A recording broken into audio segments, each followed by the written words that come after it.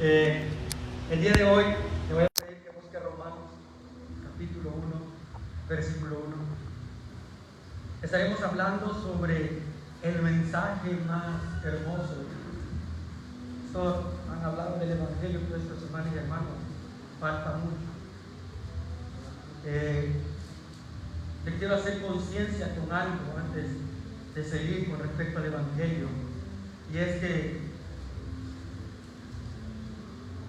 el pastor o doctor Arthur Sproul siempre cuando él habla del Evangelio pregunta en sus clases: ¿qué es el Evangelio? ¿Qué es el Evangelio? Yo quiero saber, no me conteste obviamente, pero quiero que usted piense si usted podría definir qué es el Evangelio. Porque hermanos, si usted no puede definir o tiene una mala idea del Evangelio, su doctrina, su teología está completamente errónea. El Evangelio es el mensaje central de toda la Escritura, desde el Antiguo Testamento hasta el Nuevo Testamento. Si nosotros estamos equivocados en definir lo que es el Evangelio, estaríamos equivocados en todo el mensaje de la Biblia. Porque el mensaje del Evangelio está en toda la Escritura. Se lo vuelvo a decir, desde el Antiguo hasta el Nuevo Testamento. Vamos a abrir Romanos capítulo 1, versículo 1, y vamos a leer hasta el versículo 7. Pablo, siervo de Jesucristo, llamado ¿a qué? A ser apóstol, apartado, oiga bien, apartado para el Evangelio de ¿quién? Para el Evangelio de Dios, que Él había prometido antes a sus profetas. ¿Quién lo había prometido? Dios, que había prometido su Evangelio.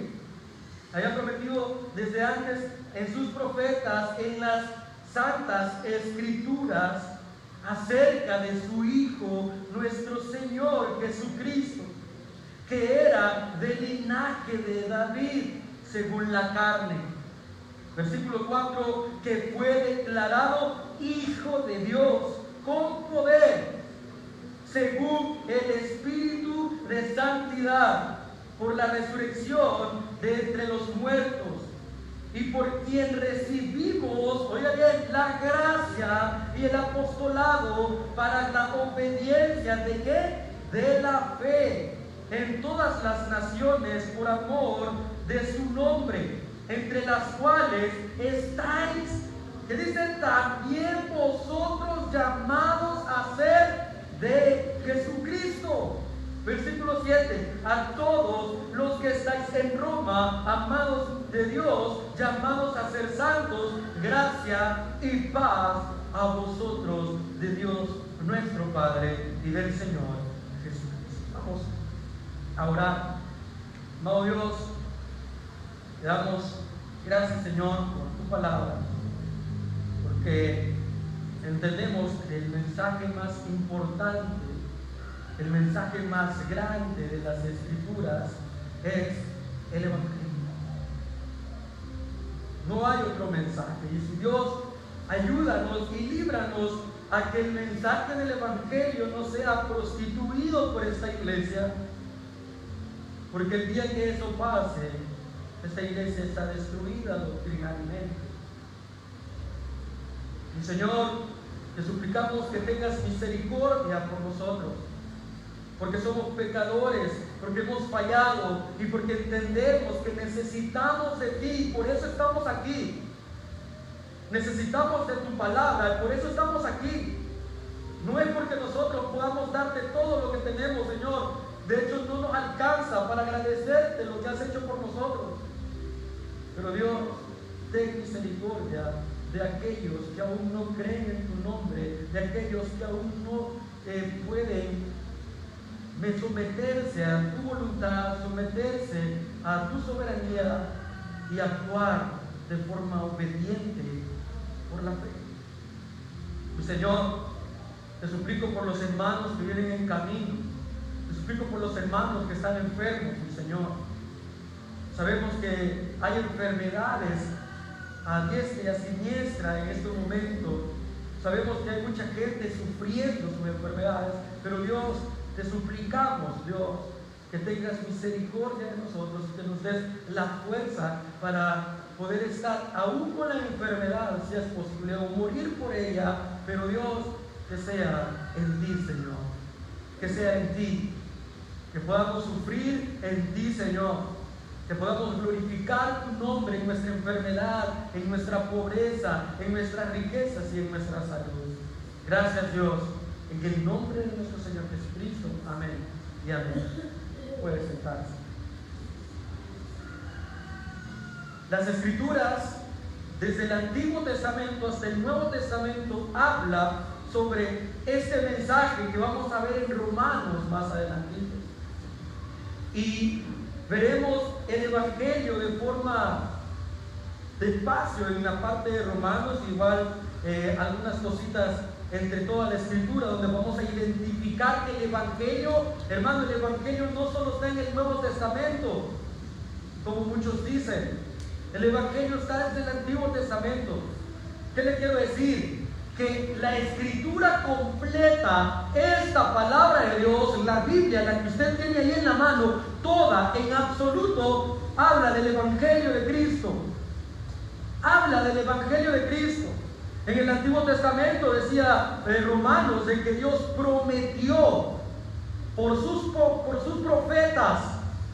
Él decía y él mandaba profecías con respecto al Mesías. Usted se va a los salmos, hermano. Bájame un poquito a la caja, porque por eso es que cuando grito. Cuando usted se va a los salmos, en los salmos va a encontrar muchas profecías mesiánicas. Muchas profecías mesiánicas. De igual forma lo va a ver en Isaías, Ezequiel y muchos más profetas que hablan del Mesías. Porque ese es el mensaje central del Evangelio. Muchos decimos la Escritura es cristocéntrica, y así es. Y si es cristocéntrica es porque tiene un mensaje que es de Cristo para la población pecadora que Dios va a redimir. Ahora bien, antes de comenzar, quiero comentarles o preguntarles nuevamente, ¿qué es el Evangelio? ¿Qué es el Evangelio? ¿Cuál es la idea de que para usted, qué es el Evangelio? El Evangelio, hermano, ha venido a ser diluido, y cuando hablamos diluido, ¿quiénes que han echado gasolina en un lugar a su carro y usted dice, mira, y le dicen de repente, mira, ahí no le eché gas porque le ponen, ¿cómo que se llama? Que le ponen a la gasolina para diluirla. Gas, pero del gas que usted usa para la leña, hermano. Esa gas no sirve para el carro, arruina los carros, de hecho. Y usted viene y le dice, mira, ahí diluyen la gasolina. Usted no le va a volver a echar, ¿o me equivoco? Así nosotros tendríamos que discernir con respecto al Evangelio. La pureza del Evangelio se debe de respetar. Hoy en día las iglesias diluyen el Evangelio queriendo hacer atractivo el mismo Evangelio con sus formas de hacer las cosas, hacer actividades, poner vejiga, poner lo que sea, llamar la atención de la gente, como que si el Evangelio no fuera lo suficiente poderoso como para restaurar o salvar a un pecador. Dice la Escritura, yo no me avergüenzo del Evangelio porque es poder de Dios. ¿Para qué? Para salvación. No dice la Escritura, el Evangelio tiene falta de poder y suplico encarecidamente a los que predican que hagan lo que puedan para que la gente llegue a Cristo. No dice eso. El Evangelio debe de ser predicado fielmente. Si el Evangelio lo diluimos, estamos prostituyendo el mensaje de Dios. Me recuerdo que hacíamos muchas promesas a la gente para que viniera Cristo. Venga, Dios le va a sanar completamente de su salud. La Escritura no dice eso. Cuando habla de sanar a nosotros, los enfermos, los pecadores, es que tenemos una enfermedad que usted no se puede tratar. y es el pecado. La única enfermedad que Cristo le puede curar. El pastor Byron, en una vigilia que me invitaron a predicar allá en Lourdes, ese nos está haciendo intercantonal el pastor Byron, invitaron a predicar en Lourdes, y él hablaba sobre los dones, y hablaba, porque esto de los dones me gustaría poder hacer otro estudio más adelante con él sobre los dones, que ya lo dio él hace un tiempo, hace poco, pero para entender los dones hay que entender el Evangelio, porque el Evangelio es para que usted sea salvo, y cuando usted ya es salvo y usted ya conoce esto de la Escritura, estando aquí en la iglesia, pone en práctica sus dones. Pone en práctica sus dones. Ahora bien, ¿qué es el Evangelio? El Evangelio son las buenas noticias. Hermano, son buenas noticias. Y sabe, cuando Lutero estaba tratando de traducir la Escritura al alemán, Lutero, cuando se encontró con esa palabra, Evangelio, viene él y lo que hace es traducirla o mostrarla como el buen mensaje. El buen mensaje, hermano, este es el mensaje más hermoso. Y hermano, este mensaje, siendo el más hermoso, está en toda la Escritura. La Escritura no es para venir y hacerte millonario. La Escritura es para que usted predique a Cristo. Lo hemos visto desde el Antiguo Testamento, allá cuando decía la Escritura en Romanos, y lo vamos a ver más adelante, prometió por sus profetas, prometió ¿quién? Al Hijo, al Salvador. Vemos una profecía, y en Génesis, mi hermano, Génesis 3:15, vemos la profecía del Señor, prometiendo al Mesías. Ahora bien, este buen mensaje lo vemos en cada parte de la Escritura. Si usted no lo busca ahorita, solo se lo quiero mencionar. Le voy a dar una idea de un buen mensaje que se da.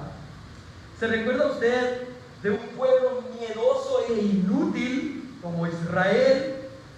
¿Se recuerda usted de David y se recuerda usted de Goliat? Ok, cuando esté en su casa, búsquelo usted en Primera de Samuel, capítulo 17. Es todo el capítulo, parte del 18. Usted puede ver toda la historia de cómo se aconteció eso. Nadie tenía el valor de enfrentarse contra Goliat. Nadie. Y normalmente nos enseñaron que Goliat, ¿qué era, hermano? Goliat eran las pruebas. ¿Se recuerda? Y nos enseñaron que nosotros le suplicáramos al Señor que fuéramos como David, que pudiésemos vencer a esas pruebas. Ese no es el mensaje del Evangelio. Ese no es el mensaje del Evangelio. Las buenas nuevas es que ese pueblo inútil, escondido, temeroso, porque no podían en contra de Goliat. Goliat representa su naturaleza, su pecaminosidad.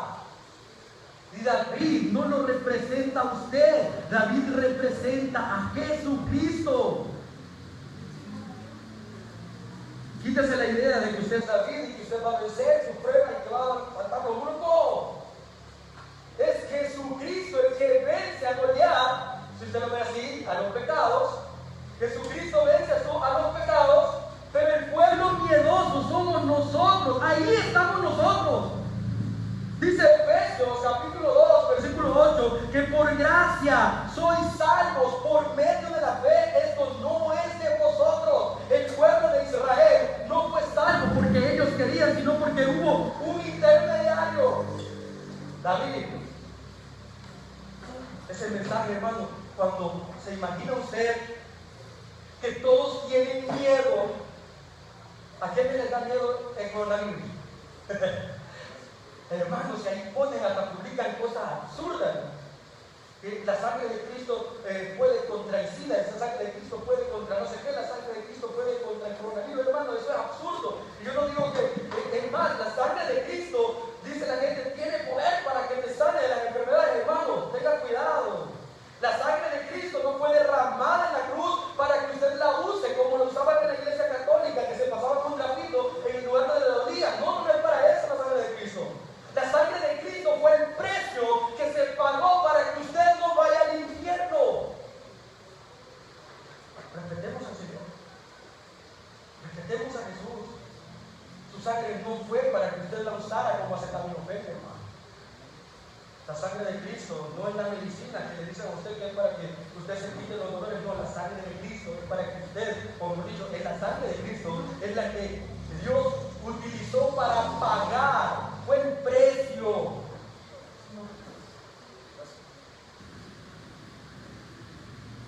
¿Estamos entendiendo? Ok. Nosotros somos el pueblo inútil. Somos ese pueblo temeroso, ese pueblo que no puede hacer nada en contra del pecado. Pero Jesús, en su misericordia, se encarna, porque la paga del pecado que es, hermano, muerte. Jesús se encarna para poder ser sacrificado y pagar por nuestros pecados. Para eso se encarnó. Jesús no se encarnó ni fue crucificado, lo hemos dicho mil veces, para que nosotros tengamos un carro de lujo. No. Jesús se encarnó, fue crucificado, resucitó. ¿Para qué? Para que así como Él resucitó, así también nosotros seamos resucitados. Ahora bien, imagínense ver esta situación. Vemos en la película, mejor dicho, de David. Entonces dice el versículo 51 de 1 Samuel 17: entonces corrió David y se puso sobre el filisteo. Le pregunto yo a usted, ¿cómo mató David al filisteo? A ver. No. David lo golpeó, lo toqueó y cayó en Goliat. Pero David no lo mató con una. Miren lo que dice la escritura. Entonces corrió David y se puso sobre el filisteo, o sea, se paró en él, era un gigante, se paró en él, y tomando la espada de él, de Goliat, y sacándola de su vaina, lo acabó de matar y le cortó con ella la cabeza. En las películas de niños vemos que solo le pega con la pierna. Porque no quieren tal vez mostrarlo que es muy feo, que le huele la cabeza. No, hermano, el Señor. Y le dice bien, en Génesis 3:15 habla de que Él va a herir la cabeza de Satanás.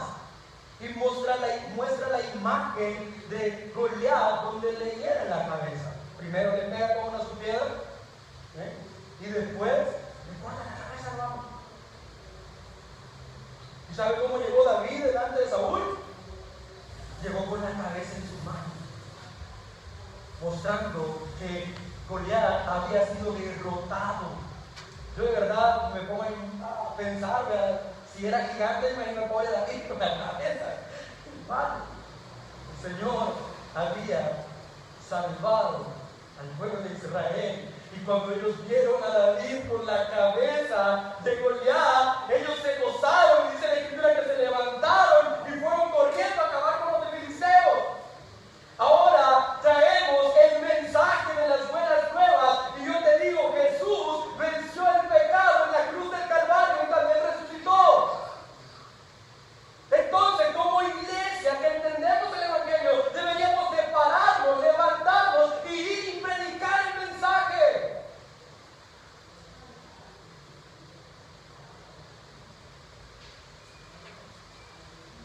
El pueblo no se quedó acostado, no se quedó ahí, el pueblo se gozó y ese gozo los llevó porque estaban agradecidos y sabían que habían vencido no por sus fuerzas, sino por las fuerzas de alguien más. Y fueron a terminar. Ahora usted conoce el Evangelio. El Evangelio son las buenas nuevas del parte de Dios para nosotros. Y nosotros tenemos que reaccionar. No hay nadie en la tierra que se pueda encontrar con el Evangelio puro de Cristo y no reaccione de nada de forma positiva. No hay nadie. Sería un pésimo evangelio que alguien diga, yo soy salvo y no tenga frutos dignos de arrepentimiento. Sería un mal evangelio. El evangelio sí te tiene que causar. El evangelio sí te tiene que activar algo. Es la escritura que somos hechuras en Cristo Jesús, Efesios capítulo 2, versículo 10, para buenas obras. Pastor, entonces quiere decir que las obras me pueden salvar a mí. No, quiero decir que las obras son el resultado de que este evangelio te llevó. Amén. El pueblo de Israel no quería levantarse, hermano. El pueblo de Israel estaba con miedo. De hecho, el pueblo de Israel, yo me imagino a todos ver que el pueblo, que a la vez no lo iban a matar, hermano. Si era un bicho, no le así, no era tan grande, ¿verdad? Pero, pues sí, le pegan una patada a uno, le queda doliendo, es un gigante que le pegue una patada a uno. Todos estaban viendo a David y decían, no sé, quizás lo van a matar, no lo sé. Yo me pongo a pensar, yo me pongo en sus pies, me pongo en sus sandalias. Y me imagino la situación, mira un bichito que no enfrente de un gigante, y yo, ay, el bichito buscando unas piedritas,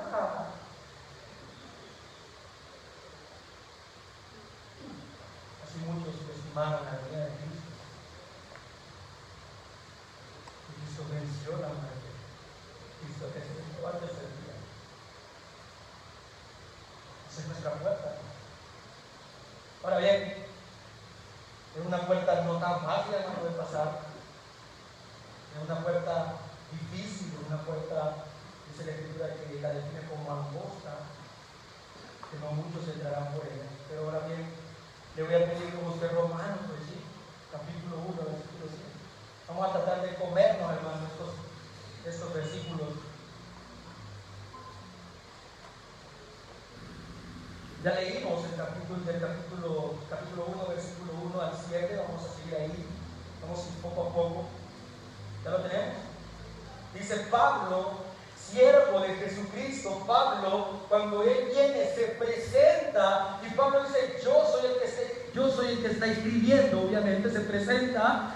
Pablo es el mensajero, que Dios utiliza para escribir la Escritura de Romanos. Pablo dice, fíjense bien, siervo de Jesucristo.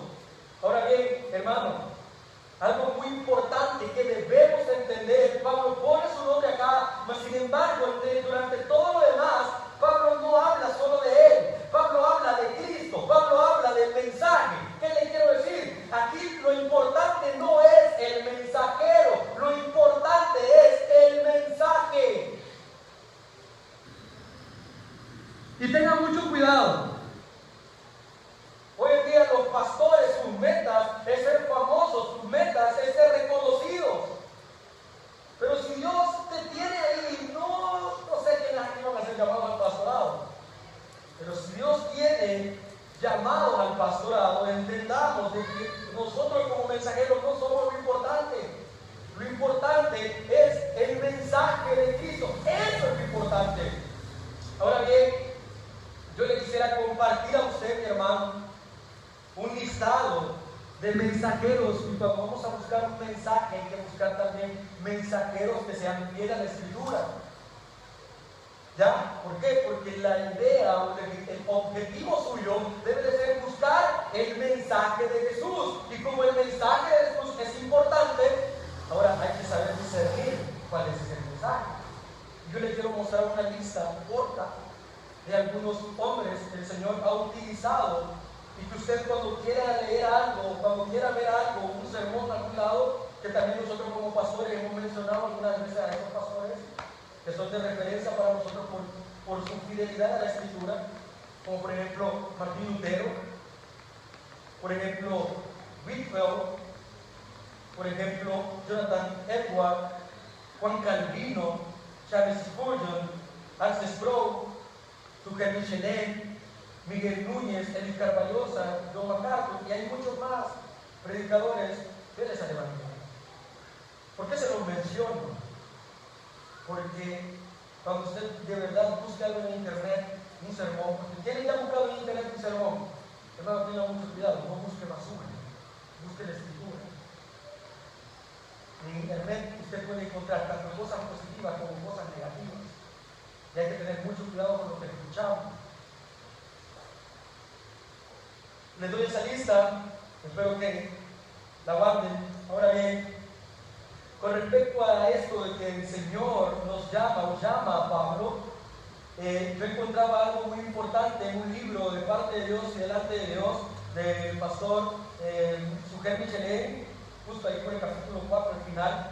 dice, y lo voy a leer textualmente, tal vez nunca llegues a ser popular o famoso haciendo esto, pero ¿haciendo qué? Predicando el Evangelio. Pero recuerda que el éxito ministerial no se mide por la cantidad de sermones reproducidos en YouTube o por el número de conferencias a las que eres invitado como expositor, sino, oiga bien, sino el éxito ministerial se ve en que nosotros tenemos que ser fieles al transmitir lo que Dios quiere decirnos en nosotros. El mensaje es sumamente importante. Este mensaje es sumamente importante. Y si vamos a hablar de Jesús, hagámoslo bíblicamente.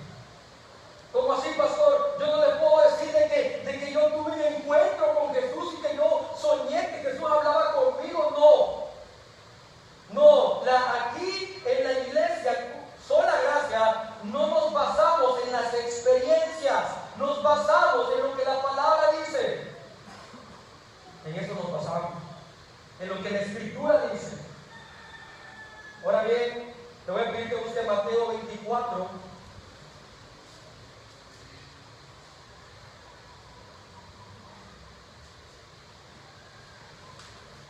Pastor, predicar, nosotros somos congregación, pastor, también tenemos que predicar el Evangelio. Claro que sí, mi hermano. Como congregación tienen que predicar el Evangelio. ¿Por qué? Porque todos somos llamados a dar las buenas nuevas. Mateo 24 nos muestra algo muy importante y la urgencia. Oiga bien, esto es importante. Esto es muy importante. Dar el Evangelio a los demás es urgente. A las iglesias están tan pasivas que se les ha olvidado, están tan cómodas que se les ha olvidado la urgencia de ese mensaje. Esto es urgente, hermano. Es lo único que puede salvar a la gente. Es lo único con lo que la gente no va al infierno. Esto es urgente. Mateo 24:42. Velad pues, porque no sabéis a qué horas ha de venir vuestro Señor. Velad pues. Usted sigue leyendo y dice, pero saber esto, que si el padre de familia supiese a qué hora el ladrón habrá de venir, velaría y no dejaría minar su casa.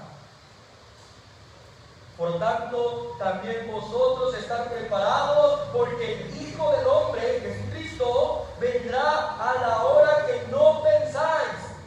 ¿Quién es? Pues el siervo fiel, prudente, al cual puso su Señor sobre su casa. ¿Para qué? Para que les dé alimento a tiempo. Bienaventurado aquel siervo al cual, cuando su Señor venga, le haría haciendo así. ¿Cómo? Alimentando. ¿Y cómo alimentamos? Con el Evangelio.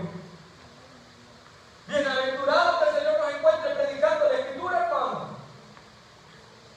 Bienaventurado aquel que Dios lo encuentre que ande allá gritando, predicando, enseñando la palabra de Dios. Bienaventurado, hermano. Bienaventurado. Creí que me estaba diciendo que me limpiara. Yo dije, saliva me cayó.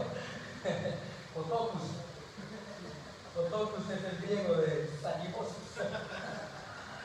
Según de Timoteo, capítulo 4, versículo 1 dice, te encarezco. Según de Timoteo, capítulo 4, versículo 1, te encarezco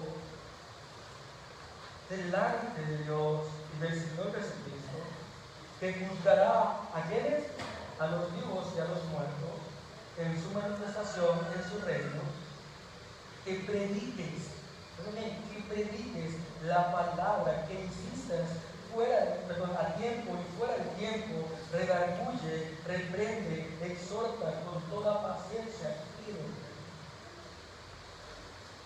Amada iglesia, el Evangelio es un mensaje urgente para el pueblo. El Evangelio es un mensaje urgente para las personas. Es urgente.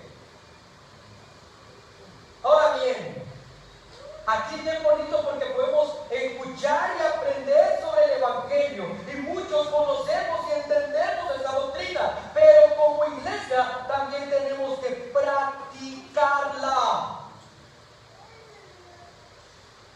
aquí estamos en un gran problema, mi hermano. Porque se imagina usted, luego lo dije el miércoles, y lo he dicho muchas veces, el palo de rayar que está ahí, usted se acerca y de repente ve un mango en el palo de rayar. ¿Qué dice usted? ¿Qué me está rayando este palo? Qué raro que se mango aquí. Bueno, lo pongo. pero se imagina usted un palo de rayar que está dando mangos.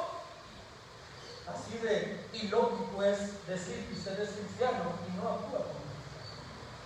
Así de ilógico. Porque por sus frutos los conoceréis, dice el Señor. Hermano, esto es, decía Pedro, dura es tu palabra. Y Jesús, muy sabiamente, dice: Pedro, ¿tú quieres ir tú también? Ahí está la puerta. Y venía Jesús, Pedro, y le decía: Señor, ¿a quién iremos? Solo tú tienes palabras de vida. Solo tú tienes el mensaje de Dios. Señor, ¿a quién iremos? Yo, de verdad, me pongo a pensar, si yo me fuera de la iglesia bíblica Sola Gracia, yo no sé a dónde ir, hermano. Yo no sé a dónde ir, no lo sé. No sé usted si tiene un montón de opciones, hermano, pero si usted va buscando que se predique el Evangelio, donde se predique la Escritura, pues esperemos que el Señor tenga misericordia de nosotros y que se siga predicando como se predica. Y no es porque el pastor Byron o el pastor Oscar son fumados en teoría, nosotros estamos en clases todavía, hermano. Y hablamos con el pastor Byron, nosotros de verdad no sabemos cuáles son los propósitos de Dios para nuestra vida, pero sí sabemos que Dios nos tiene aquí predicando, sí sabemos cuál es el llamado que tenemos, pero no sabemos por qué Dios nos puso a enseñarlo en el momento y a practicarlo a la vez. Pero para nosotros es una maravilla, para nosotros es increíble, porque estamos aprendiendo tanto en la teoría como en la práctica. Esto es maravilloso. Y les damos la gracia, de verdad, le damos la gracia, y hablo en nombre también del pastor Byron, le damos la gracia por su paciencia con estos siervos. Inútiles, más inútiles que siervos. Le damos la gracia. Ahora bien, déjenme quitarle el teclado. Versículo 1 lo voy a volver a leer. Pablo, siervo de Jesucristo. Aquí podemos ver Doulos y Curios. ¿Se recuerdan lo que hemos hablado sobre Doulos? Doulos significa en el griego esclavo y Curios es Señor. Entonces viene Pablo y dice: siervo, esclavo de mi Señor. ¿Y quién es su Señor? Jesucristo. Yo le pertenezco como esclavo a Jesús. Eso está diciendo Pablo. Fíjense lo que dice Salmo 123. Busque Salmo 123, versículo 2. Por favor, búsquelo. Aquí vamos a ver una clara imagen de este salmo gradual, una clara imagen donde el pueblo de Israel, los judíos, creyentes, iban a Jerusalén a las fiestas, y cuando iban a las fiestas iban cantando estas alabanzas. Y esta alabanza 123 creo que es la cuarta alabanza de los salmos graduales. Miren lo que dice: tenían muy clara la imagen que Pablo muestra aquí. Ellos tenían muy clara la imagen. Miren lo que dice: he aquí como los ojos de los siervos miran a la mano de sus señores, y como los ojos de la sierva a la mano de su señora, así nosotros, nuestros ojos miran a Jehová nuestro Dios hasta que tenga misericordia de nosotros. Así como el esclavo tiene a su Señor y el esclavo suplica misericordia a su Señor, así nosotros suplicamos misericordia a nuestro Señor, porque nosotros somos esclavos, dice el Salmo. Quiere decir eso, hermano. Tienen que haber arrebatado y tienen que haber dado órdenes al Señor. Tienen que haber exigido a Dios. Yo le exijo al Señor porque yo soy servidor. Yo estoy ahí todo lo oculto. Yo le exijo, hermanos. Hacemos, hermano, esta imagen del salmo gradual. Vemos que lo único que le queda al esclavo es esperar que su Señor tenga misericordia de él. Un esclavo no está en la posición para discutir con su Señor. Un esclavo no está en la posición para exigirle a su Señor. Un esclavo está en la posición nada más de esperar y confiar en su Señor. Aunque sea difícil, pero eso lo dice la Escritura. Y Pablo tenía claro, siervo de Jesucristo, siervo de Jesucristo. Ahora bien, seguimos leyendo, dice, siervo de Jesucristo, llamado a ser apóstol, hermano, después de ser un asesino, después de andar matando gente, Pablo recibe un llamado maravilloso de parte de Dios. Dice la Escritura que lo más vil le escogió él para avergonzar a los sabios. Pablo era lo más vil, hermano. Así como usted y como yo, Pablo era un asesino, Pablo andaba matando cristianos, Pablo estaba en contra de este evangelio y Dios en su poder, porque el evangelio es poder ¿para qué, iglesia? No les escucho, hermano. Para salvación es poder el evangelio. Hermano, es un milagro. Pablo, la conversión de Pablo, la voy a dar en Hechos, la conversión de Pablo era, o es, el poder mostrado de Dios en su evangelio.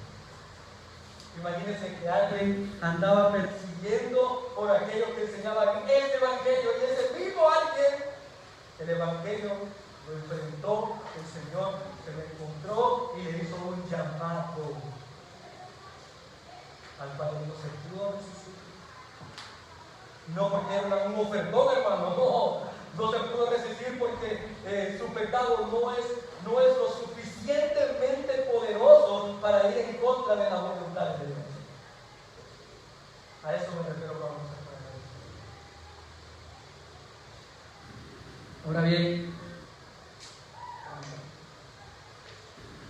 Efesios capítulo 4 habla sobre los ministerios y habla sobre los que han sido llamados, que han sido constituidos por el mismo Señor a los apóstoles, afirmando al mismo Pablo en la Escritura en Efesios que él había sido llamado, y él asimismo constituyó a unos apóstoles, a otros profetas, a otros evangelistas, a otros pastores y a otros maestros, a fin de perfeccionar a los santos para la obra del ministerio, para la edificación del cuerpo de Cristo. ¿Qué quiere decir? Pablo fue llamado para edificar el ministerio de Cristo, la obra de Cristo. Pablo había sido llamado para que él, o por dicho, el fin de él fuera perfeccionar a los santos para la obra del ministerio, para la edificación del cuerpo de Cristo. Para eso fue llamado Pablo. Y así los pastores, así los maestros de las Escrituras han sido llamados para edificar la iglesia. No para beneficiarse de la iglesia, sino a edificar la iglesia. Y para edificar la iglesia hay que predicar la Escritura fielmente.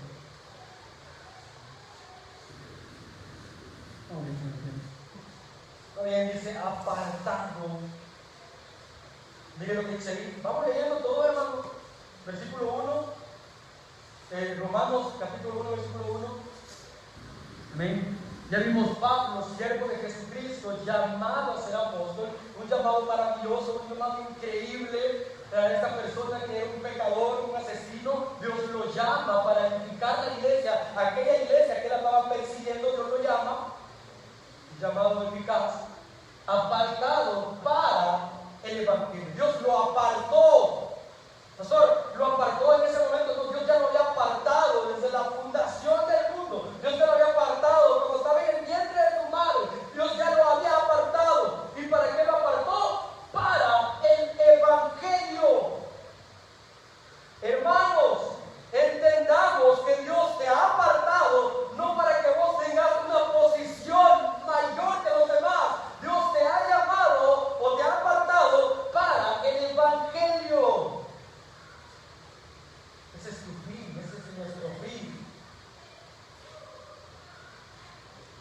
Entonces, si entendemos que hemos sido apartados por el Evangelio, entendemos que esto es para la gloria de Dios. Esto es para la gloria de Dios. Les decía, bueno, escribí, nos dejaron una tarea sobre algo, sobre la doble predestinación. No me voy a meter en eso ahorita.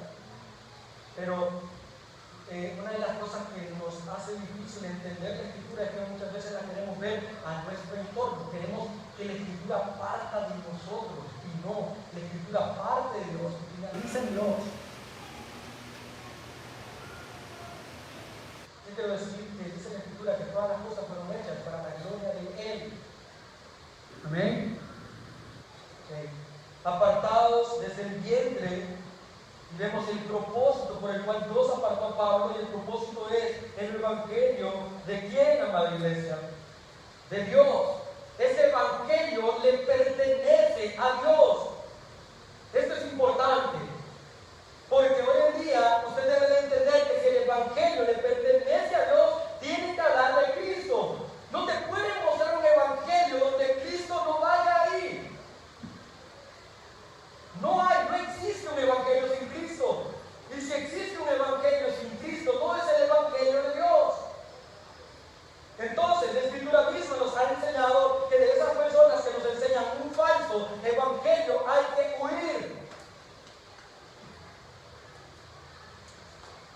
Luego ven que busque Juan 10, 17. Quiero mencionar algunas cosas. El Evangelio de Dios, ¿por qué decimos que es el Evangelio de Dios? Primero, porque Dios lo diseñó. Dios preparó el Evangelio. Dios, antes de que usted y yo naciéramos, Dios hizo el plan de redención. Dios hizo el plan de salvación. Ahí usted no estaba, mi hermano. Dios ya había pensado y había decretado cómo iban a hacer las cosas. Dios es el diseñador del Evangelio. El Evangelio yo no lo puedo moldear a lo que yo quiero. El Evangelio ya está según lo que dice la Escritura. Ese es el Evangelio. Juan 10, versículo 17, nos enseña que el que tiene el control del Evangelio mismo y de todas las cosas, que es Dios mismo. ¿Por qué? Porque el Evangelio es de Dios. Por esto me ama el Padre, porque yo pongo mi vida para volverla a tomar. Nadie me la quita, sino que yo de mí mismo la pongo. Tengo poder para ponerla y tengo poder para volverla a tomar. Este mandamiento recibí de mi Padre. Dios diseñó el Evangelio. Dios tiene el control del Evangelio. Y Jesús no lo mataron por sorpresa. Jesús no lo mataron por sorpresa. Jesús sabía que iba a ser crucificado. Jesús sabía que iba a ser sacrificado por el Padre. Dice la Escritura que Jesús fue obediente hasta la muerte y muerte de cruz. Jesús sabía. A Jesús no le llegaron a decir, ¡ay, viene la policía! No, hermano, no le dieron corriente. Lo que se sorprendieron fueron los discípulos. Pero Jesús, tranquilamente, hermano, ¿por qué? Porque Jesús ya sabía. Jesús ya sabía. Y hasta él se lo había dicho. Dios diseñó el Evangelio. Dios es el autor principal del Evangelio. Pastor, el Evangelio se dio para que porque yo quería que yo estuviera en el cielo, para que yo fuera. El Evangelio se mostró para la misma gloria de Dios. Y si Dios lo salvó a usted, era para mostrar su gracia, su misericordia. Y si condenó a otros, es para mostrar su vida en el infierno.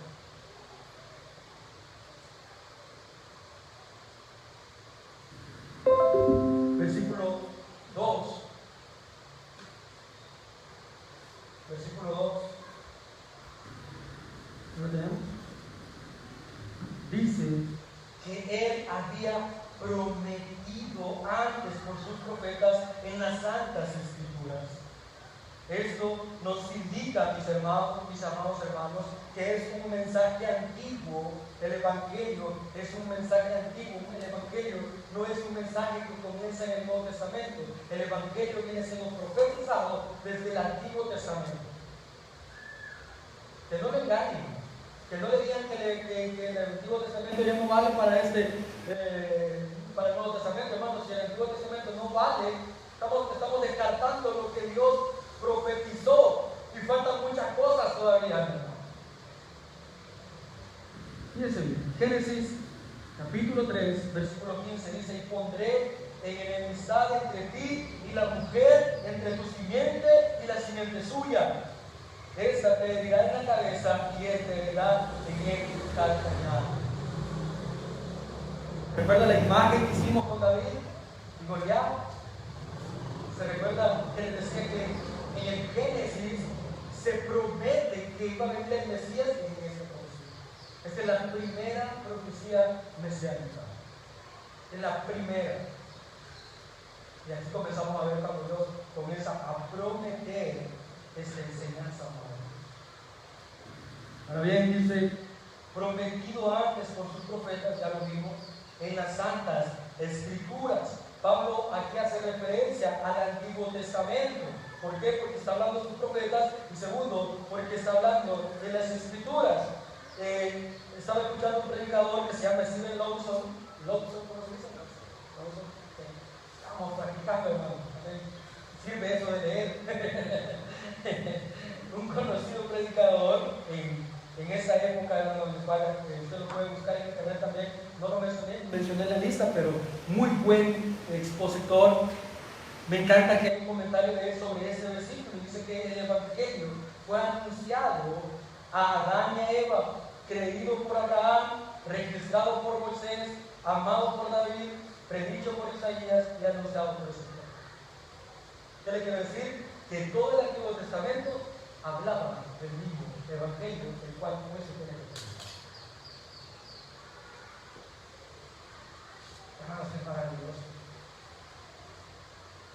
El Evangelio de Jesucristo nos ha permitido ver con mayor claridad lo que en realidad era el propósito, mejor dicho, el verdadero propósito del sacrificio del Hijo de Dios. El verdadero propósito. Versículo 3. Acerca de su Hijo, nuestro Señor Jesucristo, que era del linaje de David según la carne. Este versículo, cuando lo estaba leyendo, hermano, este versículo es maravilloso. En este versículo usted va a encontrar a la deidad de Jesús y va a encontrar a Jesús hombre. Va a encontrar a Jesús encarnado. Eso es bonito, eso es increíble, porque en un solo texto podemos ver que dice acerca de su Hijo, hablando de quién, de Jesucristo. ¿Hijo de quién? Hijo de Dios. Mostrando la deidad de Jesús. Mira lo que dice, nuestro Señor Jesucristo, que era, ¿el qué? El del linaje de David. Muestra la deidad de Jesús y muestra también a Jesús encarnado. Miren qué hermoso este versículo, hermano. Este versículo es increíble. Este versículo es el dolor de cabeza para muchos que no entienden que Jesús era Dios y que Jesús era hombre también. Es un dolor de cabeza para muchos entender esto, y de hecho para nosotros todavía lo es. Esto es un misterio, hermano. Esto es un misterio.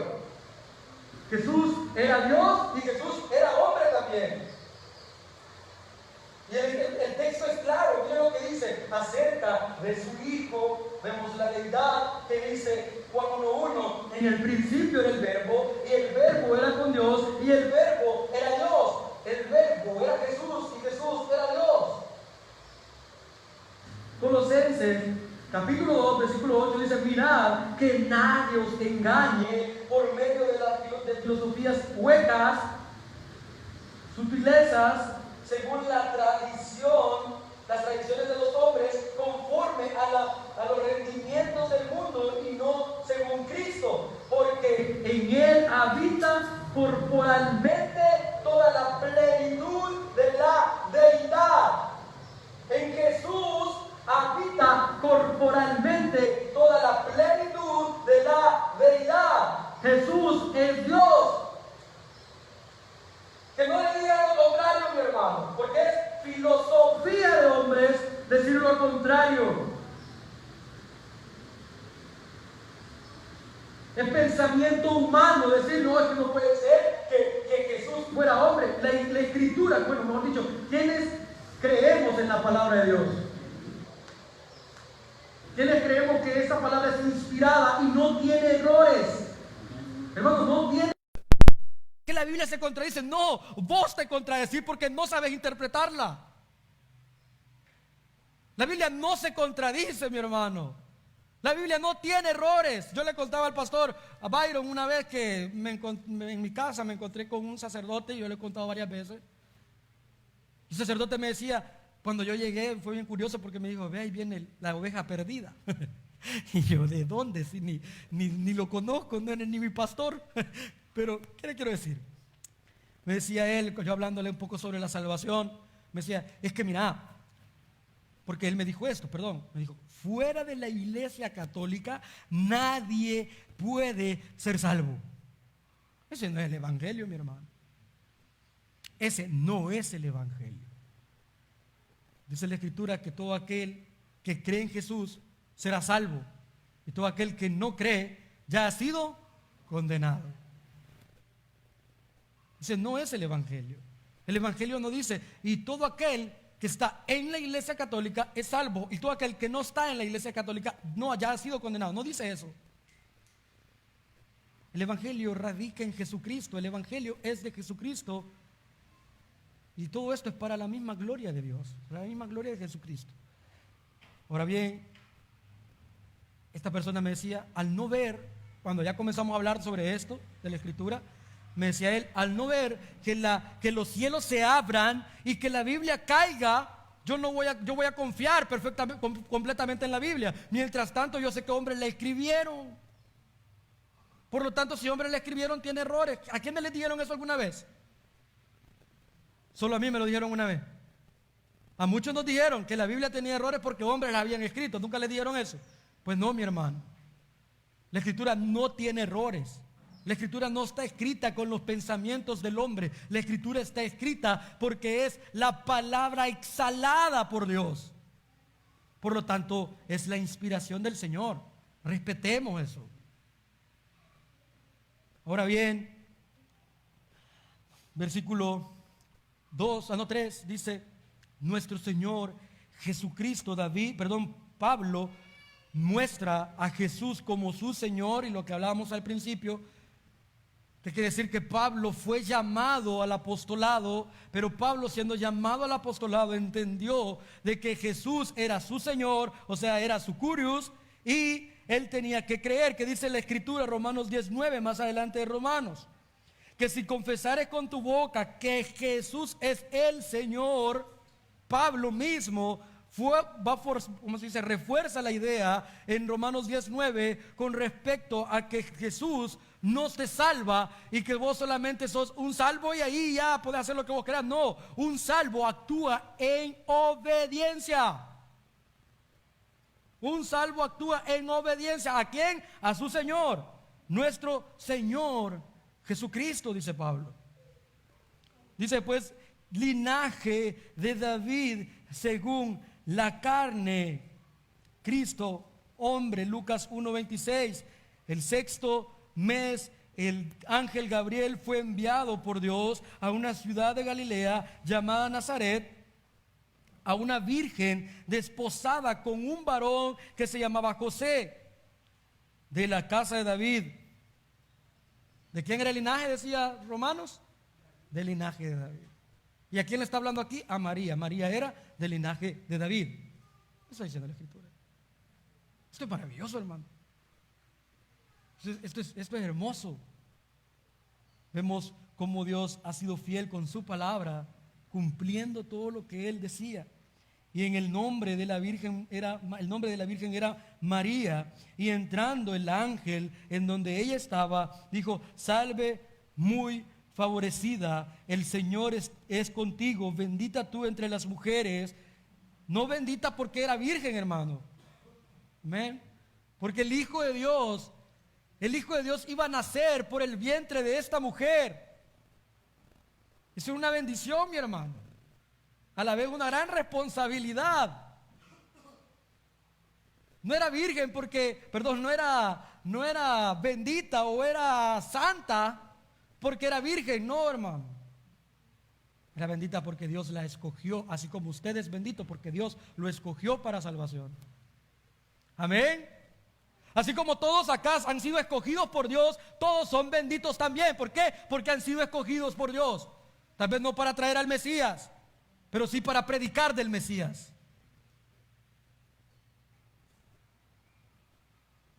Dice más ella, cuando le vio, se turbó por sus palabras y pensaba qué salutación, qué mensaje, qué saludo sería esta. Entonces el ángel le dijo: María, no temas, porque has hallado gracia delante de Dios. ¿Saben? En el Antiguo Testamento la gente temía a los ángeles, hermano. Esto lo vimos el jueves en GIB, lo mencionaba el pastor. Los ángeles, la gente le temía a los ángeles. Cuando la gente miraba ángeles, la gente se preocupaba, mi hermano. Se asustaban. ¿Por qué? Porque normalmente traían juicio. Cuando Dios saca a Adán y a Eva del Edén, ¿qué pone a las puertas, hermano? Ángeles. Y los pone con ¿qué, hermano? Con agüita, para que cuando llegue alguien esté cansado le den agua. No, hermano, tenían espadas. Espadas. ¿Para qué? Para que el que quisiera entrar, le dieran vuelta. Los ángeles protegen la santidad de Dios. Y cuando los ángeles se encontraban con alguien, hermano, eso era juicio. ¿Qué pasó con los primogénitos, mi hermano? ¿Qué pasó haciendo el ángel de Jehová? ¿Qué pasó haciendo? Pasó quitándole la vida a todos los primogénitos porque Dios lo había dicho que lo iba a hacer. Tenían miedo, ellos lo sabían. María sabía todo este tipo de cosas.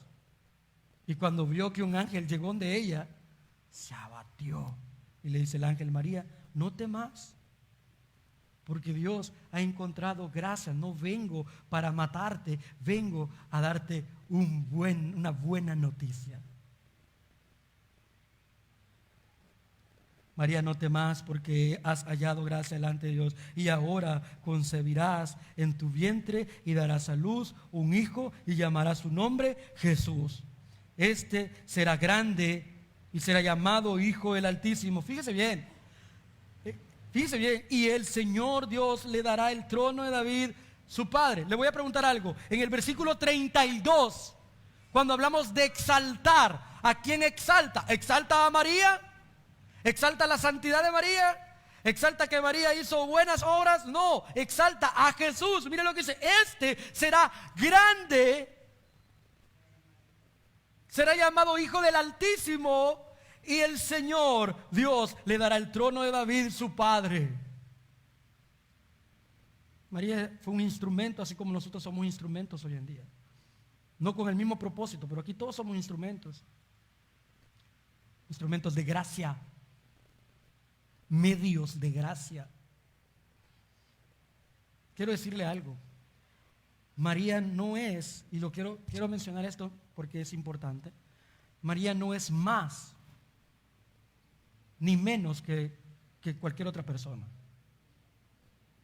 ¿Me? Es un instrumento, un medio de gracia que Dios usó, así como usó o usa algunos medios de gracia hoy en día. Vemos Martín Lutero.